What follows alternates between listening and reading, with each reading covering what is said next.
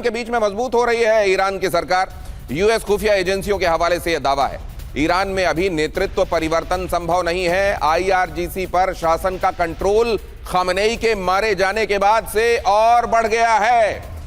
Khamenei के मारे जाने के बाद से यह कंट्रोल और ज्यादा बढ़ गया है। यह दावा किया जा रहा है कि पहले जो लोग खामेनेई के और उनके शासन के विरोध में थे, वो भी खामेनेई के मारे जाने के बाद अब उनके दिल में भी सिंपैथी आ गई है और वो ये चाहते हैं कि अब यहां पर ये जो जिन लोगों का अटैक हुआ है, जिन लोगों ने अटैक किया, असल में वो लोग यहां ऑप्रेस कर रहे हैं लोगों को और हम लोग सताए हुए लोग हैं। मतलब अब यहां पर भावनाएं बदल गई हैं। अब जरा इसको भी देखिए। इस बीच में आपको यह भी बता दूं, आशीष ये बता रहे हैं कि लगातार टेल अवीव को, होलन को निशाना बनाया जा रहा है और उसकी तस्वीरें भी सामने आ रही हैं।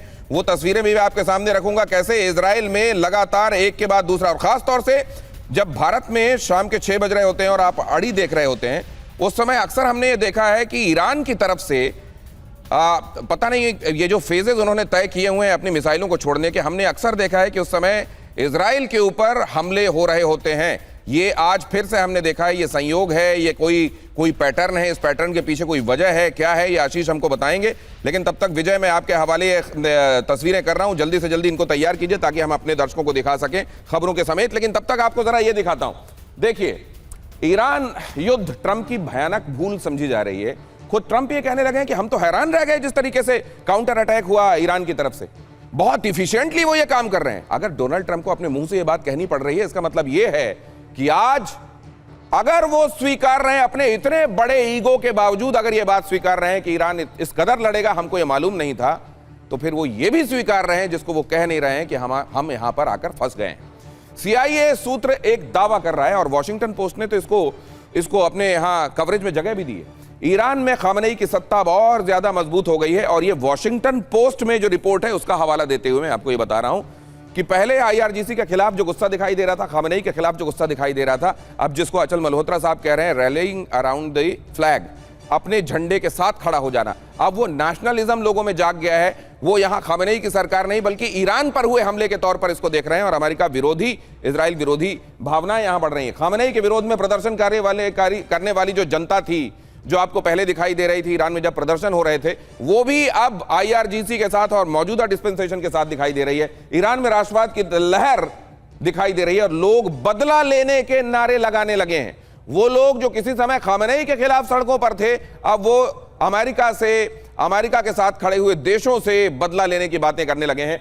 ईरानी सरकार अब और मजबूत हो गई है और सत्ता परिवर्तन की स्थिति तो बिल्कुल, तो अगर एंड गेम आपका रिजीम चेंज था, अगर एंड गोल आप रिजीम चेंज लेकर चल रहे थे, तो वो होता हुआ तो यहां नहीं दिखाई दे रहा है। शीर्ष ईरानी नेतृत्व मतभेद भुलाकर एकजुट हुआ।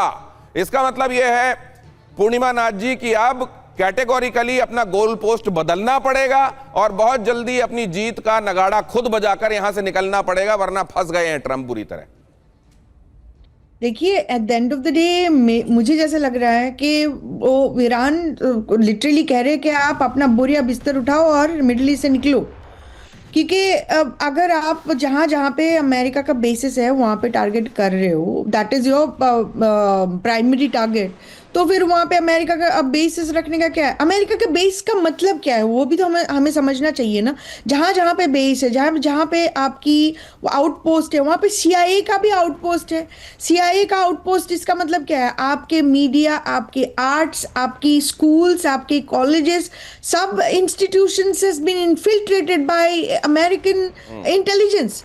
तो जहां जहां पे अमेरिकन बेसिस है वहां अगर टारगेट कर रहे हैं, तो वहां पे अगर अमेरिकन ट्रूप ही नहीं रह सकते, तो फिर बोरिया बिस्तर उठा के अमेरिका को भागना पड़ेगा। आप ईरान की अभी सिर्फ देखे, चारों तरफ घेर लिया है यूएस बेसिस ने ईरान को, तो फिर at the end of the day क्या होगा वी डोंट नो, बट ये बंद नहीं होने वाला है जंग। और ईरान ने स्पेसिफिकली कह दिया कि आप अपना बोरिया बिस्तर उठाओ और यहाँ से भागो, क्योंकि वो रहने ही नहीं देंगे। उनको स्पेसिफिकली एक सॉलिड सोल्यूशन चाहिए जो 50 साल से चल रहा है उनके ऊपर। वो अभी सीज फायर करके, अभी कोई फेक डील करके उसको बंद नहीं करेंगे। Iran is definitely winning. It's not western media देख के आपको लगेगा, 2 सेकंड देखोगे तो आपको लगेगा Iran has already fallen, Iran में कुछ भी बचा नहीं है, literally they have flattened it out.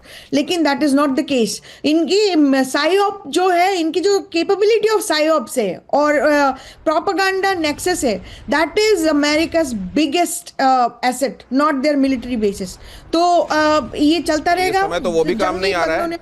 इस समय तो पूर्णिमा नाथ जी वो भी काम नहीं आ रहा है। कम से कम वही काम आ जाता, अगर वो स्ट्रेंथ थी तो वही काम आ जाता।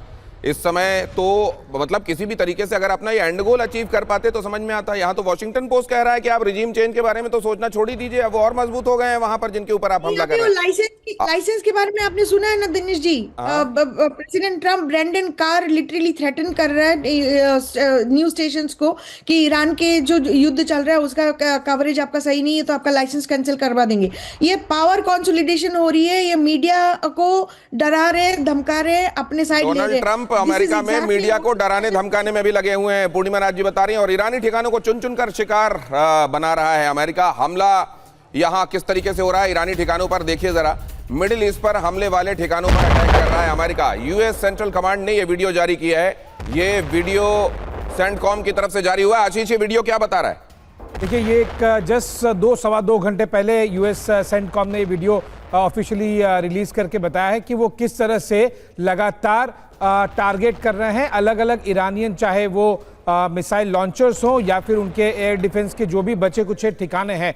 और ये दोनों तरफ से चल रहा है। एस भी आपने जैसे अभी अपडेट किया, लगभग 55 मिनट पहले ही ठीक ईरान की तरफ से क्लस्टर म्यूनिशन की 58th वेव, 58वीं वेव लॉन्च की गई है, जिसकी तस्वीरें भी आने सामने शुरू हो गई हैं। और अमेरिका भी दूसरी तरफ से बता रहा है कि वो किस तरह से अलग अलग ईरान के ठिकानों को, चाहे वो बैटरीज हो, चाहे वो उनकी मिसाइल्स हो या फिर उनके एयर डिफेंस सिस्टम्स हो, उन सबको वो चुन चुन के टारगेट कर रहा है। लेकिन अगर आप क्वांटिटी देखेंगे तो पिछले कुछ दिनों में ईरान की तरफ से काफी ज्यादा अटैक्स हमें दिखाई दे रहे हैं। 58th वेव, आप देखिए कि 28 फरवरी के बाद से अब तक में 58th वेव का मतलब है लगभग 4 वेव जिसमें सैकड़ों मिसाइलें होती हैं on an average per day Iran की तरफ से की जा रही है। 57वीं वेव कल की थी। तो ये दोनों तरफ से लगातार धुआंधार बमबारी चल रही है।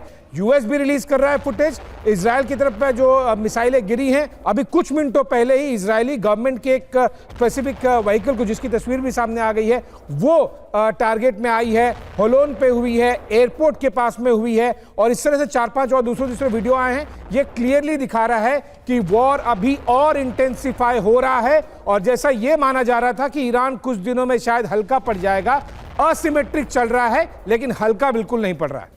ये सिमेट्रिक जरूर चल रहा है, लेकिन ईरान को हल्के में लेना बहुत गलत हो गया है। और इधर आप देख रहे हैं कि वो जो साथ में यहाँ क्षेत्रीय सहयोगी बनकर खड़े हुए हैं अमेरिका के साथ, मिडिल ईस्टर्न कंट्रीज, वो भी सोच रहे हैं कि अब करें तो क्या करें। अमेरिका हमको बचा नहीं पा रहा है और ईरान के अगेंस्ट खड़े होकर हम उनके खिलाफ लड़ते हुए कैसे दिखाई दें। बहुत धन्यवाद आप सभी का।